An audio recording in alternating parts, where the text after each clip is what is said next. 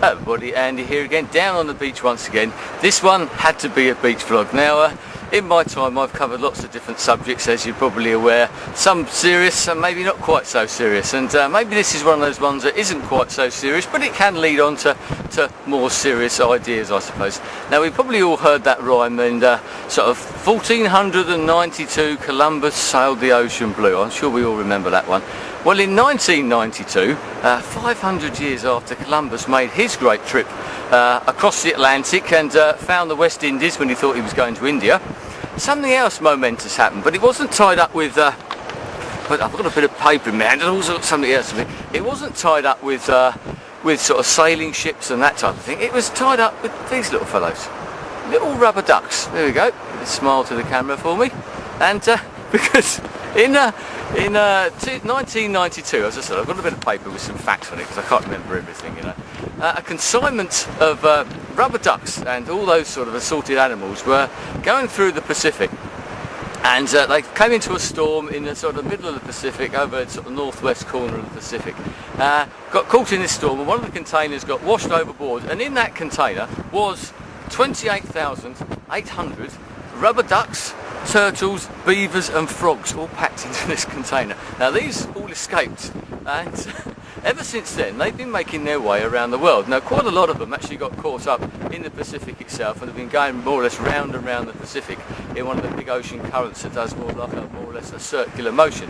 But not all of them have done that, and these have been tracked, which is one of the things that have been used for sort of scientific research. There's a guy in America called Curtis Ebersmeyer, and he's got a website. I'll try and put a link up there somewhere for it if I can, if it'll allow me to. And I think it's called Beachcombers Alert or something like that, his site. And he tracks all these type of things that people find on beaches, especially after storms. Now, after this consignment, the 28,000 rubber ducks and assorted other ant bath toys were set free and sort of made a break for freedom in the Pacific Ocean, they started turning up on the shores of Alaska, and people started picking them up.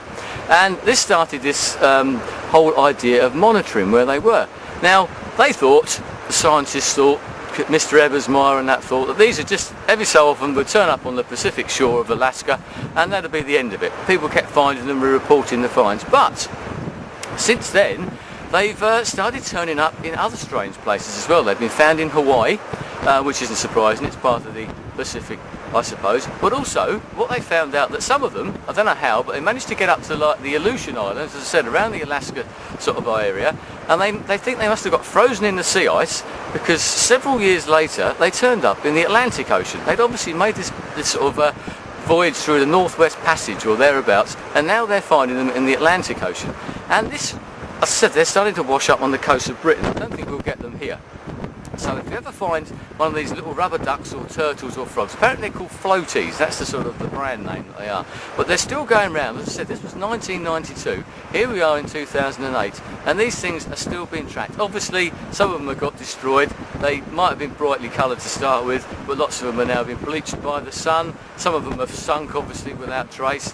Some of them have got caught up in what is one of the big garbage patches, because in the sea. Because of the way the currents work, all the sort of rubbish that's thrown into the sea starts to get sort of caught up in one big sort of circle. And there's an enormous garbage patch, apparently the size of Texas, off the west coast of America. So if you go out too far, you might find hundreds and thousands of rubber ducks, plastic bags and other assorted rubbish that people have thrown around. But this whole rubber duck experiment, as I said, they started turning up on the coast of Scotland and places like this, has made scientists sort of rethink how the ocean currents work. Because they had their good ideas, but this was a great experiment which they didn't know about. All these little rubber ducks, unknowingly, have become a great tool in sort of scientific research, oceanography, if you will. And it got me thinking, as lots of these things do, the way that these rubber ducks have made this sort of break for freedom. They're sort of going around the world without anybody really realising and not knowing that these currents existed.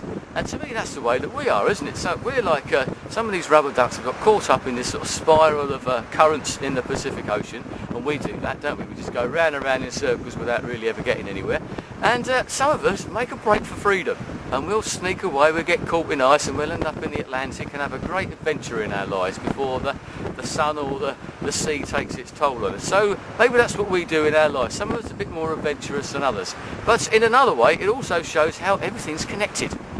I'm once again getting a bit philosophical on here, but we're all connected. All these oceans are connected in different ways than people thought, and that's what we're like now. We're finding each other here on YouTube, and we're more connected than we've ever been. So food for thought there. So if you find a little rubber duck on your seashore, so if you go down to the beach today, you never know, you may find a surprise down there. It might not be a teddy bear's picnic, but it might be a rubber duck. And if you do, get in touch with Mr. Eversmeyer, let him know, and you never know, you might be your little part of history in oceanography or scientific research. You never know. Anyway, thanks for your time. Thanks for the person who suggested that I tell this little story, because it's one of those great little stories, I think, one of those strange things that comes out and you find in the news ever so often. So rubber ducks can be a force for good, I reckon, and a force for scientific knowledge. Never think you'd say that in a vlog, did you? Anyway, thanks for your time. I'll speak to you again soon. Goodbye.